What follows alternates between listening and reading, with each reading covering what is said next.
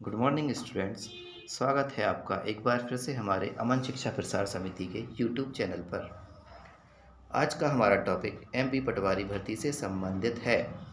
जैसा कि आपको ज्ञात ही होगा कि एमपी पटवारी परीक्षा इस वर्ष की एक बहुप्रतीक्षित परीक्षा है, जिसकी प्रतीक्षा हर एक शिक्षित बेरोजगार युवा पिछले कई वर्षों से कर रहा था। एमपी पटवारी परीक्षा में कुल 200 अंकों का पेपर होगा तथा इसे सॉल्व करने के लिए आपको पूरे 3 घंटे का समय दिया जाएगा। अतः समय सीमा के अंदर ही अपने 200 प्रश्न हल करने का प्रयास करें, क्योंकि इसमें किसी भी प्रकार की माइनस मार्किंग नहीं है।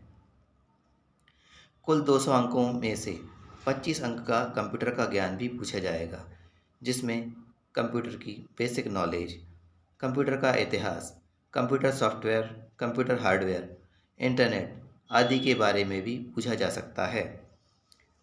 कंप्यूटर का ज्ञान का सिलेबस वर्तमान में MPPEB की ऑफिशियल वेबसाइट पर उपलब्ध है, जिसे PPT के माध्यम से आपको समझाया जा रहा है। सिलेबस जैसा कि आपको स्क्रीन पर दिखाई दे रहा है। कुल 200 अंकों में से इस सिलेबस को 8 भागों में विभाजित किया गया है, जिसमें पहला number general knowledge oblique science का आता है, यह 25 अंक का होगा। दूसरा जनरल इंग्लिश, यह भी 25 नंबर का होगा। तीसरा जनरल हिंदी, यह भी 25 नंबर का पूछा जाएगा। चौथा नंबर आता है जनरल मैथ्स का। सामान्य गणित, यह भी 25 नंबर की पूछी जा सकती है। पाँचवा नंबर जो कि हमारा टॉपिक है जनरल कंप्यूटर नॉलेज, यह भी 25 नंबर का पूछा जाएगा। 6 नंबर पर आता है जनरल नॉलेज एंड एप्टीट्यूड, सामान्य ज्ञान और योग्यता, यह भी 25 नंबर की पूछी जाएगी। 7वें नंबर पर आता है जनरल रीजनिंग एबिलिटी, सामान्य तर्क क्षमता, यह 25 नंबर की होगी। 8वें नंबर पर आता है जनरल मैनेजमेंट, सामान्य प्रबंधन, जो कि 25 नंबर का होगा। इस प्रकार टोटल 200 नंबर के क्वेश्चन आपसे पूछे जाएंगे। अब जैसा कि हमारा टॉपिक है जनरल कंप्यूटर नॉलेज, आज हम इसी पर चर्चा करेंगे।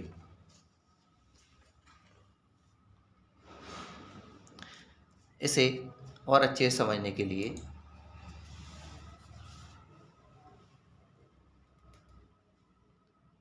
इसका PPT इमेज बनाया गया है।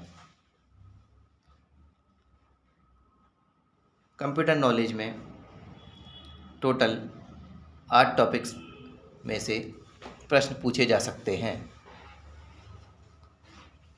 यह पॉइंट निम्न प्रकार हैं: कंप्यूटर का इतिहास, operating system, MS PowerPoint, MS excel, word processing जिसे हम MS वर्ड के नाम से भी जानते हैं, ईमेल, इलेक्ट्रॉनिक मेल, इंटरनेट का उपयोग, और लास्ट है कंप्यूटर सॉफ्टवेयर।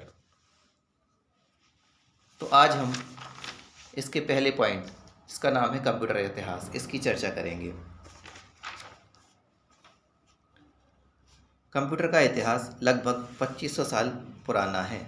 वर्तमान समय में एक से बढ़कर एक हाईटेक कंप्यूटर इस्तेमाल किए जा रहे हैं।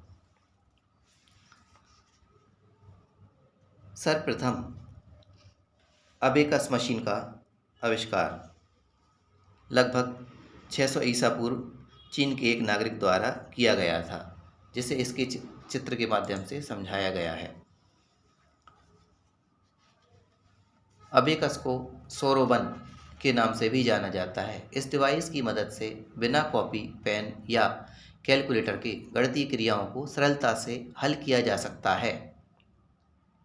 अबेकस आयताकार फ्रेम में बना तारों का एक ढांचा है तथा उन तारों में गोल मोती पिरोई रहती हैं।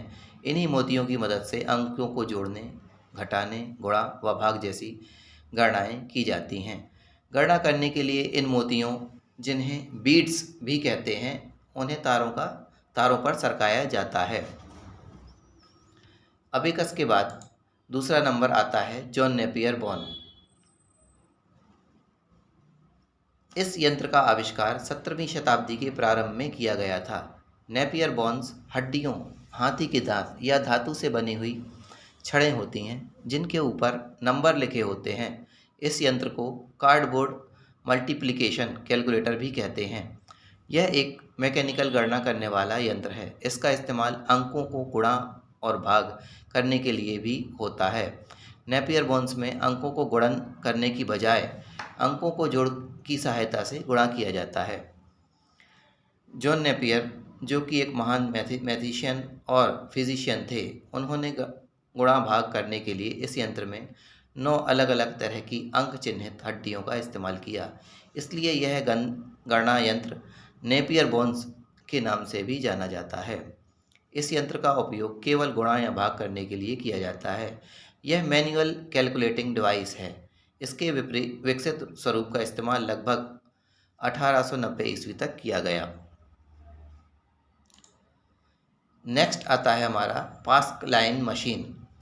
सन 1972 में फ्रांस के मैथमेटिशियन ब्लेज पास्कल ने एक यांत्रिक गणना अर्थात मशीनी कैलकुलेशन करने के लिए एक मशीन बनाई जिसे एडिंग मशीन कहा गया। यह मशीन सिर्फ जोड़ने व घटाने की गणना करता है। यह मशीन घड़ी और ओडोमीटर के सिद्धांत पर कार्य करता है। पास्कल द्वारा बनाई गई इस मशीन इस मशीन को पास्कलाइन कहा गया है। यह सबसे पहला मैकेनिकल कैलकुलेटिंग मशीन था। चलिए आज का टॉपिक यहीं क्लोज करते हैं। नेक्स्ट टॉपिक अगले वीडियो में बताया जाएगा। धन्यवाद।